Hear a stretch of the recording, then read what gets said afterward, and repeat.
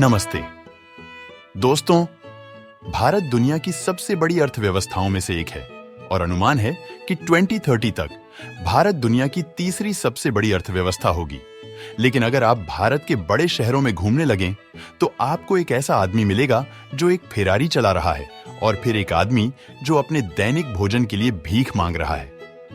क्या हम कभी एक ऐसे समाज बन सकते हैं जहां हर कोई अमीर हो या कम से कम अमीर और गरीब के बीच का अंतर लगभग बराबर हो? अगर मैं आपको बताऊं कि एक अमीर देश है जिसने एक ऐसा समाज बनाने में कामयाबी हासिल की है जहां लगभग हर कोई अमीर है। आइए नॉर्वे पर एक नजर डालें, एक उत्तरी यूरोपीय देश जो अपने पहाड़ों और फ्योर्ड्स के लिए प्रसिद्ध है। नॉर्वे में आय असमानता बहुत कम है। इसका मतलब है कि अमीर और गरीब के बीच का अंतर अपेक्षाकृत छोटा है। नॉर्वे एक अद्भुत देश है जिसे सोशलिस्ट कैपिटलिस्ट मिक्स्ड इकोनॉमी के लिए पोस्टर चाइल्ड के रूप में बार बार इस्तेमाल किया गया है।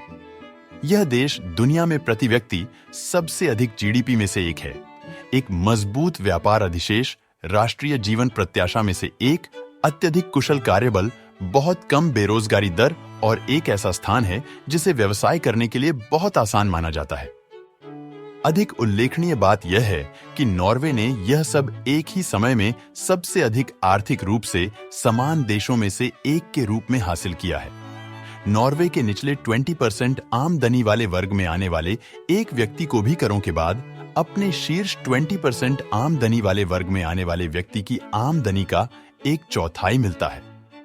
यह ओईसीडी औसत से काफी समान है, जहां शीर्ष 5वीं आमदनी वाले वर्ग में आने वाले व्यक्ति अपनी निचली 5वीं आमदनी वाले वर्ग के समकक्षों से 10 गुना अधिक आमदनी अर्जित करते हैं।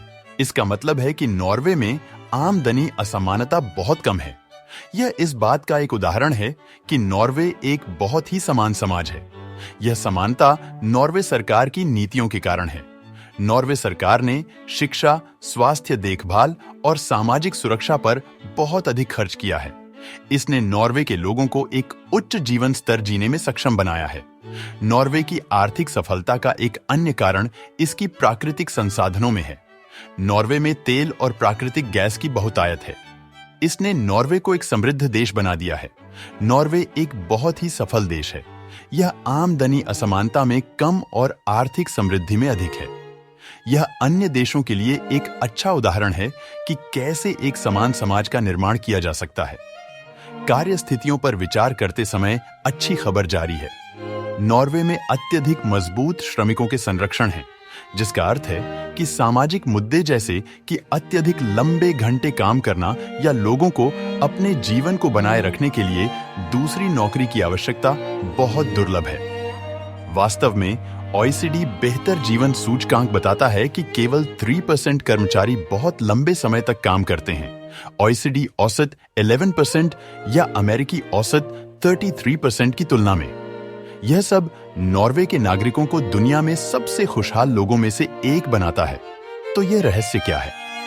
नॉर्वे सभी मानकों से अधिकांश नागरिकों के लिए अपने स्वयं के देशों में दोहराना चाहते हैं। तो अन्य देशों ने नॉर्वे में उन लोगों के समान आर्थिक नीतियों को क्यों नहीं अपनाया है? क्या यह देश सिर्फ एक भाग्यशाली आउटलियर है या क्या इस सफलता को दुनिया भर के अन्य अर्थव्यवस्थाओं में दोहराया जा सकता है? सच्चाई यह है कि नॉर्वे हमेशा इस समृद्ध नहीं था। 1960 के दशक में यह एक अर्थव्यवस्था थी जो मुख्य रूप से मछली पकड़ने पर आधारित थी, जिसकी जीडीपी बांग्लादेश या नाइजीरिया जैसे अविकसित देशों के समान थी। हालांकि 1963 में नॉर्वे सरकार ने उत्तरी सागर में प्राकृतिक संसाधनों पर संप्रभु अधिकारों का दावा किया।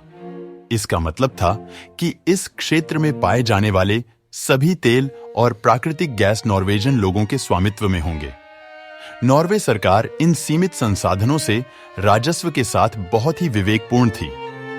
उन्होंने इस पैसे को एक संप्रभु धन कोष में निवेश किया, जो अब दुनिया का सबसे बड़ा है।